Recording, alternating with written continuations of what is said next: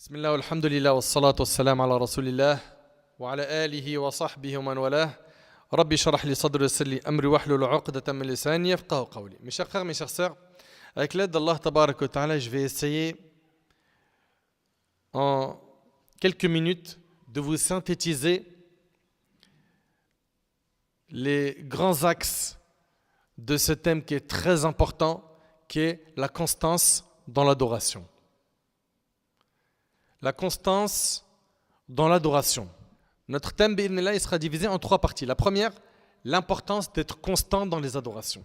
La deuxième, c'est les fruits de la constance dans l'adoration. Et trois, comment être quelqu'un de constant dans l'adoration.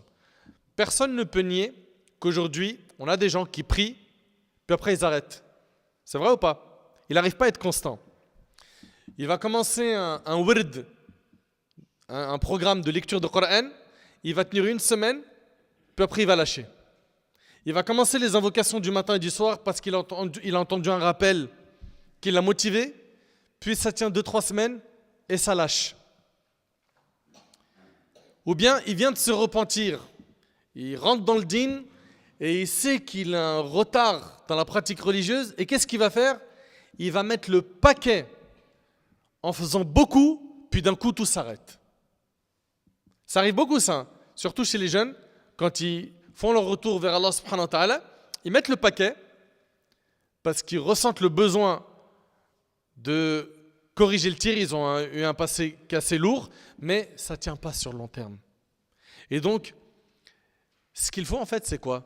C'est de faire un peu qui dure, car cela vaut mieux que faire beaucoup qui s'interrompt dans le temps. Si déjà tu as compris cela, et bien, bi'idhnillah tabarak wa ta'ala, ça va être utile. Faire peu qui dure vaut mieux que faire beaucoup qui s'interrompt. Première partie donc de notre intervention, l'importance d'être constant dans l'ibada. Allah tabarak wa ta'ala, notre Seigneur Azza wa Jal, a fait l'éloge des gens de la foi, des croyants qui sont constants dans l'ibada. Allah ta'ala il dit alladhina hum ala salatihim da'imun. Allahu akbar. Il dit sauf ceux qui accomplissent la prière qui y sont assidus. Il fait leur éloge. Allah ta'ala fait leur éloge. Allah ta'ala dit également walladhina hum ala salatihim yuhafidhun. Ceux qui vont préserver leur salat, qui vont l'accomplir comme il le faut, qui ne vont pas la lâcher. Allah Ta'ala il dit alladhina yunfiquna fi as-sarra'i wad-dharra wal-kadhimina al-ghayz wal-'afina 'anil nas wallahu yuhibbul muhsinin. Ceux qui dépensent pour Allah dans l'aisance et dans l'adversité. Quand tout va bien financièrement, ils donnent, mais également quand tout va mal financièrement, ils donnent. Et donner quand tout va bien, c'est facile, mais donner quand tu n'es pas en position de force au niveau de l'argent. On est d'accord que ce n'est pas donné à tout le monde. Mais ces gens-là, ils sont constants. Ce sont les pieux. Allahumma ja'alna minhum ya Rabb. Ceux qui dépensent pour Allah dans l'aisance et dans l'adversité et contiennent leur rage. Pardonnent à autrui car Allah aime les bienfaisants. Donc voilà, les pieux, c'est ceux qui ne s'arrêtent pas. Ils sont donc constants dans les dons, dans toutes les situations. Allah Ta'ala dit alladhina yunfiquna amwalahum bil-layli wan-nahar sirran wa 'alaniya. Allahu akbar. Écoutez bien. الذين ينفقون أموالهم بالليل والنهار سرا وعلانية فلهم أجرهم عند ربهم ولا خوف عليهم ولا هم يحزنون. Ceux qui dépensent ainsi leurs biens nuit et jour, secrètement et publiquement, ils sont constants. Tout le temps, ils font le bien, ils dépensent de leur argent fi sabilillah. Leur récompense est auprès de leur Seigneur. Ils n'auront rien à craindre pour l'au-delà et ne seront point affligés pour ce qu'ils auront laissé sur terre. Et Allah Azza wa Jal a blâmé ceux qui ne sont pas constants. Tout comme il a fait l'éloge des gens constants, il a blâmé ceux qui ne sont pas constants. Allah Ta'ala il dit وَلَا تَكُونُوا كَالَّتِي نَقَضَتْ غَزْلَهَا مِنْ بَعْدِ قُوَّةٍ أَنْكَاثًا تَتَّخِذُونَ أَيْمَانَكُمْ دَخَلًا بَيْنَكُمْ أَنْ تَكُونَ أُمَّةٌ هِيَ أَرْبَى مِنْ أُمَّةٍ. Il dit subhanahu wa ta'ala, ne soyez pas comme celles qui défaisaient brin par brin. En fait, ceci est un exemple connu chez les Arabes désignant celui qui ne respecte pas ses engagements. Allah Ta'ala il dit, ne soyez pas comme celles qui défaisaient brin par brin la laine après l'avoir solidement filée. Ne soyez pas de ceux-là qui vont faire des efforts, puis après ils vont tout détacher. Non, restez constant dans l'effort. Allah Ta'ala, il dit également Nasullah fanasiyahum. Nasullah, ça veut dire ici, ils ont délaissé l'obéissance à Allah. Ils ont oublié Allah, c'est pourquoi Allah les a abandonnés. C'est pourquoi Allah les a abandonnés. Donc il y a des gens qui n'ont pas réussi à être constants dans leur pratique religieuse. Ne soyons pas de cela. Et je sais que c'est difficile, surtout dans notre contexte, tenir à notre religion avec les fitanes, les troubles qu'on a autour de nous. De toute façon, le prophète il en a parlé, que viendra une époque où la pratique de la religion sera tellement dure que c'est comme si on tenait une braise de feu dans notre main. On y est. Se préserver de la fornication dans notre contexte, c'est dur. Gagner son argent de manière halal, avec tout ce qu'on nous présente comme moyen de gagner de l'argent illicite, c'est dur. Préserver sa langue et ses yeux avec les réseaux sociaux, c'est difficile. Mais, qu'est-ce que tu gagnes ? Tu gagnes Al-Jannah. Tu gagnes le paradis, tu t'en lasseras jamais. Et c'est pour l'éternité, si tu fais des efforts. Allah Ta'ala a parlé au meilleur des hommes, notre bien-aimé Muhammad, sallallahu alayhi wa sallam. Et qu'est-ce qu'il lui a dit ? Il lui a dit « Wa'abud rabbaka hatta ya'tiyaka al-yaqin » et adore ton Seigneur jusqu'à ce que te vienne la certitude, c'est-à-dire la mort.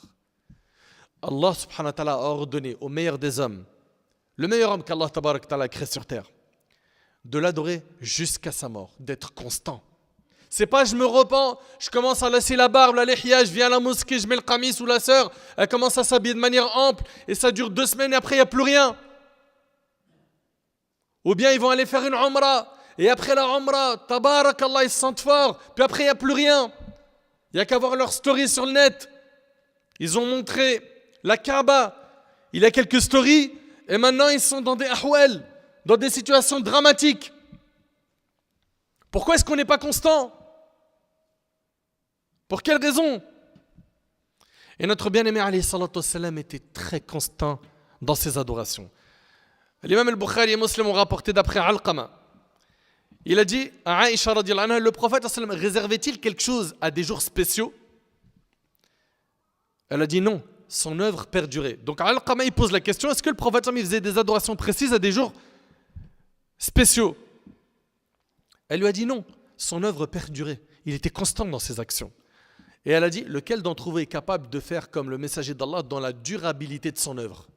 Qui est capable d'être constant comme lui ? Et lorsque le prophète sallam faisait une action, il ne l'abandonnait pas. Et c'est rapporté par Muslim selon Aïcha. Notre bien-aimé alayhi salatu wassalam, il n'a jamais abandonné la prière. Vous entendez ou pas ? Il n'a jamais abandonné la prière. Et c'est lui le modèle. Et vous pensez qu'il n'a pas connu de difficultés, il n'a pas connu d'épreuves ? Parce que certains, c'est ce qu'ils prétextent. Ouais, mais mon frère, nous, on a des difficultés, on a des épreuves. Lui, il n'en a pas eu. Des tentatives de meurtre, des guerres, des blessures. Il n'a jamais abandonné la prière. Il n'a pas abandonné Qiyamul Layl, la prière nocturne. Le fait de prier la nuit, et il priait longtemps. Parce qu'il savourait ce moment. Le prophète alayhi salatu wassalam jeûnait tout le temps le lundi et le jeudi. Le prophète alayhi salatu wassalam, il priait jusqu'à ce que ses pieds enflaient. Et le prophète alayhi salatu wassalam évoquait Allah tout le temps. Il était tout le temps en dhikr. Voilà comment était notre modèle. Le modèle de l'humanité. Laqad kana lakum fi rasulillah uswatun hasana. Allah il nous dit azza wa jal, vous avez en le messager d'Allah un excellent modèle à suivre. Et puis pour ceux parmi vous qui ont étudié la biographie du prophète, l'avez-vous vu couper ses efforts à un moment dans sa vie ? Da'wa, sacrifice, enseignement, appeler les gens là. Est-ce qu'à un moment il s'est dit « Stop, je marque une grande pause ». Il ne s'est pas arrêté alayhi salatu wassalam, depuis le jour où il a reçu la révélation jusqu'au jour où il a rencontré Allah tabarak wa ta'ala. Et le prophète alayhi salatu wassalam enseignait à ses compagnons d'être constants. Regardez ce qu'il a dit ici dans ce magnifique hadith, subhanallah. C'est Abdullah ibn Amr ibn al-As radiyallahu anhu qui relate que le prophète sallam a dit « Ô Abdullah, ne sois pas comme un tel. Il veillait la nuit en prière. Kana yaqum al-layl fataraka qiyam al-layl. il priait la nuit en prière, puis il a délaissé la prière nocturne. Et c'est rapporté par Bukhari Muslim. Le prophète, il dit aux compagnons, sois pas comme un tel, sois toi constant. Tu as commencé une adoration, tu la lâches plus. Et nous, en fait, dans notre vie, on doit être très ambitieux concernant ce qu'on se fixe comme objectif après la mort. Nous, on veut le Firdaus al-A'la. On veut le plus grand niveau au paradis qu'on peut atteindre, c'est le Firdaus. Ça s'obtient sans effort, les frères. Mes sœurs, ça s'obtient sans effort, ça. D'après Abu Musa al-Ash'ari, le prophète nous dit également, écoutez bien, soyez assidus à ce Coran,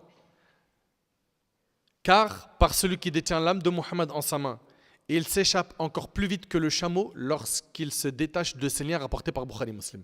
Le prophète il nous demande ici dans ce hadith d'être constant dans le hifz, dans l'apprentissage, dans le fait de réviser le Coran. Pourquoi? Tu as appris. Demandez à ceux qui ont appris beaucoup dans le Coran. Ceux qui ont appris beaucoup dans le Coran, ils vous diront, tu ne révises pas, ça part. Il avait appris le Baqara, Ali Imran, c'était solide. Il les a négligés un certain temps, il ne les a pas révisés. Là, quand il les revoit, subhanallah, il y a des pages, il se dit, mais comment ça se fait, je l'ai oublié? C'est pour ça, le prophète me dit, soyez assidus à ce Coran. Tu as appris, sois constant, sois toujours dans l'effort de réviser. Ok? Et Allah Ta'ala, il dit, Ya ayyuhalladhina amanu taqullaha haqqa tuqatihi wa la tamutunna illa wa antum muslimun. Ô vous qui croyez, craignez Allah de la crainte qui lui sied et soyez entièrement soumis à Allah jusqu'à la mort. Et Abdullah ibn Mas'ud radhiyallahu anhu, il a expliqué comment est-ce qu'on craint Allah comme il le faut véritablement. Il a dit, haqqu taqwa, craindre Allah comme il le faut véritablement, huwa an yuta' fala yu'sa. C'est qu'il doit être obéi et non désobéi. Wa an yudhkar fala yunsa, qu'on le mentionne, qu'on ne l'oublie pas. Wa an yushkara fala yukfar. Et c'est qu'on le remercie et qu'on ne le renie pas, qu'on ne soit pas ingrat envers lui. En deux mots, c'est de faire d'Allah Tabarak wa Ta'ala le centre de notre vie. Si Allah Tabarak wa Ta'ala devient le centre de ta vie, tu vas être constant. C'est ça qui nous manque aujourd'hui. C'est que le centre de notre vie aujourd'hui, c'est l'argent.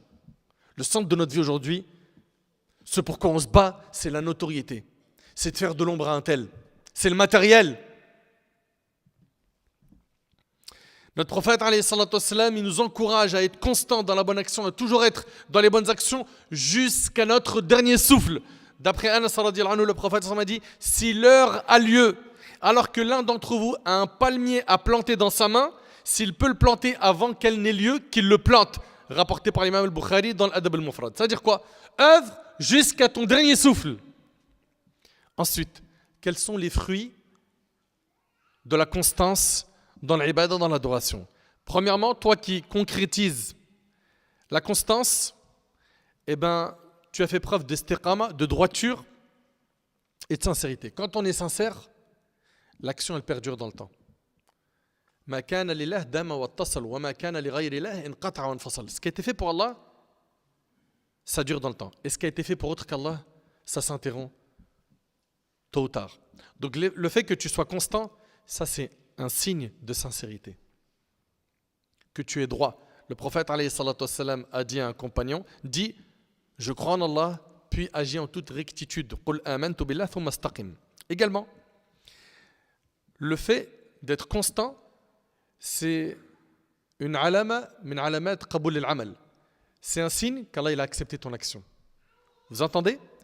Le fait d'être constant, c'est un signe qu'Allah il a accepté ton action. Allah Ta'ala, quand il accepte une action de quelqu'un, il lui accorde la constance.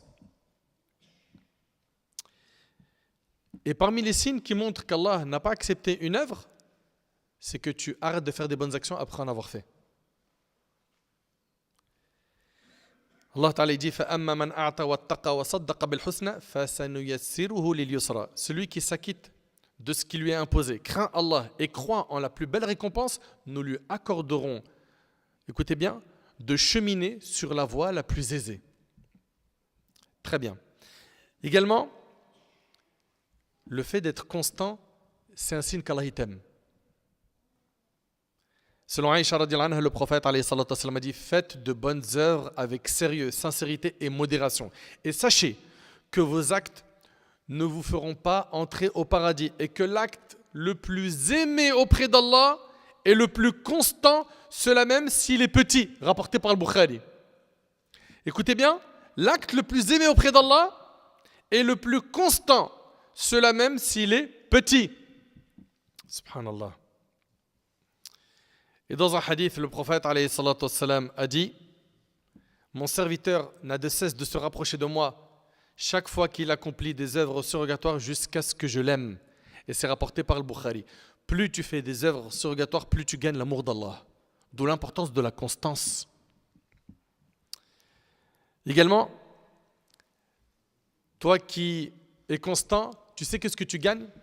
Tu gagnes que si jamais un jour tu es empêché de faire la bonne action dont tu avais l'habitude de faire, parce que tu as dormi et tu n'as pas entendu le réveil, ou pour une autre raison qui est valable, Allah il t'accorde quand même la récompense que tu avais l'habitude d'avoir. Écoute avec moi ce hadith. Abu Darda radhiyallahu anhu, il dit que le prophète a dit: celui qui se couche dans son lit avec l'intention de se lever pour prier durant la nuit. Il avait l'intention de prier Qiyamul Layl. D'accord, il voulait prier quelques prières nocturnes avant le subh. Mais ses yeux ont pris le dessus jusqu'au matin. C'est-à-dire qu'il a dormi, il ne s'est pas réveillé. Il n'a pas entendu le réveil. Eh bien écoutez bien, il lui est inscrit ce qu'il avait l'intention de faire et son sommeil est pour lui une aumône de la part d'Allah. Allahu Akbar. Allah il lui marque toute la récompense des prières nocturnes qu'il avait l'intention de faire. Subhanallah.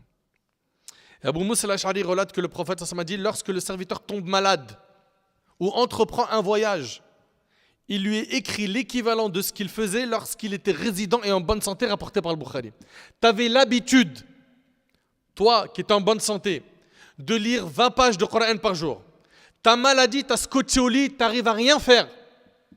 Tu es empêché par cette maladie. Allah, il t'accorde la récompense de ces 20 pages que tu avais l'habitude de faire parce que tu étais constant. Tu as vu ce que tu gagnes? Même quand tu as un cas de force majeure qui t'empêche de faire cette bonne action, Allah il te donne sa récompense.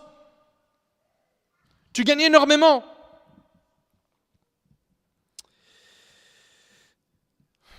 Et surtout, celui qui est constant, eh ben, il aura la bonne annonce au moment de sa mort. La bonne annonce de quoi? De la récompense d'Allah. Qui va lui faire cette annonce? Les anges. Inna alladhina qalu rabbuna Allah thumma istaqamu tatanazzalu alayhim almalaika alla takhafu wa la tahzanu wa abshiru bil jannati allati kuntum tu'adun. Ceux qui disent notre Seigneur est Allah, puis se tiennent sur la voie droite. Les anges descendent sur eux et leur disent: ne craignez rien pour l'au-delà. Au moment de la mort, ils sont rassurés par les anges. Et ne soyez point affligés. N'ayez pas peur. Réjouissez-vous d'entrer au paradis qui vous était promis. Maintenant, concrètement, comment faire pour concrétiser cette constance dans notre vie? Et c'est la dernière partie. 1. Le fait d'invoquer Allah. Invoque Allah. Demande à Allah Ta'ala de faire de toi quelqu'un de constant. Dans le Coran, Rabbana la tuzigh qulubana ba'da idh hadaytana wa hab lana min ladunka rahma innaka antal wahhab. Seigneur, ne fais pas dévier nos cœurs après nous avoir guidés et accorde-nous une miséricorde venant de toi, car tu es celui qui accorde tout. Le prophète alayhi salatu wassalam, il disait quoi? Allahumma inni as'aluka thabat fil amr wal azimata ala rushd. Il disait: oh Allah, je te demande l'affermissement dans toute chose et la ferme intention vers la droiture. Et le prophète il disait: Ya muqallib al-qulub, thabbit qalbi ala dinik. Ô toi qui fais tourner les cœurs, affermis mon cœur sur ta religion. Et deuxième solution pour être constant, c'est de ne pas te surcharger dans les bonnes actions. Vous savez, il y a plein de gens, ils se repentent et ils pensent qu'en faisant énormément d'un coup, c'est la solution pour rattraper le passé. Le problème, c'est quoi? C'est qu'il va se surcharger son âme jusqu'à ce qu'il n'en peut plus, il craque, il s'en lasse avec le temps parce qu'il n'arrive pas à assumer ce rythme et il lâche tout. Donc c'est quoi la solution? Fais un peu qui dure, c'est mieux que faire beaucoup qui s'interrompt. Un peu qui dure, c'est mieux que beaucoup qui s'interrompt. Le prophète, il a dit: ne vous surchargez point ainsi. Et c'est un hadith rapporté par Bukhari et Muslim selon Aïcha. Donc se surcharger dans les adorations, qu'est-ce que ça peut faire? Ça peut faire en sorte qu'un jour tu t'en lasses, tu craques, tu lâches tout. Et concrètement, mon frère Nader, tu nous dis de faire un peu qui dure. C'est quoi le minimum? En fait, le minimum pour un musulman qui chemine vers Allah subhanahu wa ta'ala, c'est de souder les actes obligatoires. Parce que la chose qu'Allah tabaraka wa ta'ala aime le plus, c'est les actes obligatoires. C'est-à-dire quoi? Mes 5 prières, le jeûne de Ramadan, le hajj, le jeûne, zakat. Soude l'obligatoire. Tu as soudé l'obligatoire, maintenant, il faut que tu aies un kit minimum d'œuvres surrogatoires que tu fais chaque jour. Tu as soudé l'obligatoire? Ce qu'il te faut maintenant, c'est de respecter un programme minimum d'œuvres surrogatoires. C'est-à-dire quoi? Dans le mois, essaye au minimum de jeûner minimum 3 jours par mois. Si tu arrives à jeûner le lundi et jeudi, c'est très bien. Si tu n'arrives pas, au moins 3 jours par mois. Dans le mois, minimum, tu fais une aumône, selon tes capacités. Également, chaque jour, minimum, tu lis une page du Coran. Et franchement, tu dors sans avoir lu le Coran. Ça te fait rien? Tu culpabilises pas? Tu as regardé toutes les stories des gens qui appellent au haram. Tu as épluché Twitter pour voir un peu la tendance politique. Tu as abîmé ton doigt sur TikTok en scrollant. Et le livre d'Allah, tu ne l'as pas ouvert. Ça, c'est quelque chose que je ne comprendrai jamais. Un musulman qui dort sans avoir ouvert le livre d'Allah. Franchement, aïb, la honte. C'est la honte. Donc le minimum, c'est une page. Et ça, c'est le minimum, j'ai dit, que tu lis. Dans l'apprentissage également, un minimum. Dans l'apprentissage du Coran, de la sunna, du ilm, de la science. Également, dans les sunnas que je vais prier chaque jour. Ça, c'est, comme je vous ai dit, le kit minimum. Et aussi, les invocations du matin et du soir. À ne jamais de la vie abandonner. Jamais. Pour que tu sois protégé par Allah tabarak wa ta'ala. Voilà. Donc ça, c'est le minimum. Ok? Et après, tu sais très bien que pour les œuvres surrogatoires, plus tu en fais, plus tu gagnes l'amour d'Allah. Donc on a dit que pour pouvoir être constant, 1, il faut dua. 2, ne pas se surcharger. 3, c'est le fait d'avoir peur de la mauvaise fin. Parce que les savants, ils disent quoi? Ils disent Man 'asha 'ala shay mata alayh wa man mata 'ala shay bu'itha alayh. Quiconque vit sur une chose mourra sur cette chose. Et celui qui meurt sur une chose, il sera ressuscité sur celle-ci. Si toi, tu es constant dans l'adoration, tu auras une bonne fin. Et tu seras ressuscité sur une bonne action. Mais si toi, tu n'es pas constant, tu es en mode zigzag, un jour, tu es dans la pratique religieuse sérieuse et un jour, tu es dans la corruption totale, le risque, c'est que tu aies une mauvaise fin. Et on sera ressuscité de la même manière dont on est mort. Et donc ce point-là doit nous interpeller. Et vous savez, quand vous voyez quelqu'un de vivant, il est en train de faire des bonnes actions, soyez pas impressionnés par cela.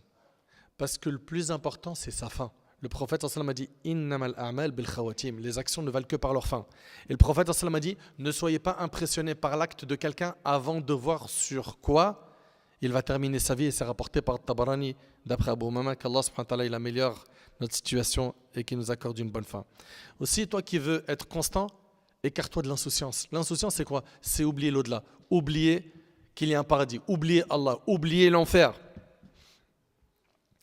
Et le prophète, il a dit, celui qui prie la nuit en récitant 10 versets n'est pas inscrit parmi les insouciants. Rapporté par Abu Daoud, d'après Abdullah ibn Amr. Et dans le hadith d'Abi Jald al-Damri, le prophète a dit, celui qui délaisse la prière du vendredi par négligence 3 fois de suite, Allah mettra un sceau sur son cœur, rapporté par Abu Daoud et d'autres. Tous ces textes appellent à la constance et à l'effort qui ne s'interrompt pas. Pour finir, 2 points qu'il nous faut pour continuer à être constant dans nos bonnes actions. Le fait d'avoir une bonne fréquentation. Fréquenter des gens qui sont constants. Ça va déteindre, bidnillah tabarak ta'ala, sur toi. Allah ta'ala a dit au prophète, le meilleur des hommes, وَاصْبِرْ نَفْسَكَ مَعَ الَّذِينَ يَدْعُونَ رَبَّهُمْ بِالْغَدَاةِ وَالْعَشِيِّ يُرِيدُونَ وَجْهَهُ الْآيَةِ. Reste avec ceux qui invoquent leur Seigneur matin et soir, désirant uniquement son visage et ne détourne point de ton regard pour rechercher la parure de ce bas monde. Le prophète, Allah il lui ordonne de rester en compagnie de ceux qui invoquent Allah matin et soir. Et pour terminer, le fait de lire la biographie de nos pieux prédécesseurs. Ça booste la foi, ça donne de l'énergie et ça nous permet d'être constants. Lorsque l'on voit Saïd ibn al-Musayyib, ce grand savant parmi les tabi'in, pendant 40 ans, il n'a pas raté takbiratul ihram dans la mosquée du prophète sallam. Takbiratul ihram, c'est la takbira avec laquelle on rentre en prière. C'est-à-dire que pendant 40 ans, il n'est pas arrivé à la mosquée dans la prière en groupe, dans la deuxième rak'a, la troisième, ou à la fin. Vous vous rendez compte de cette constance? C'est un grand savant parmi les tabi'in. Rahimahullah.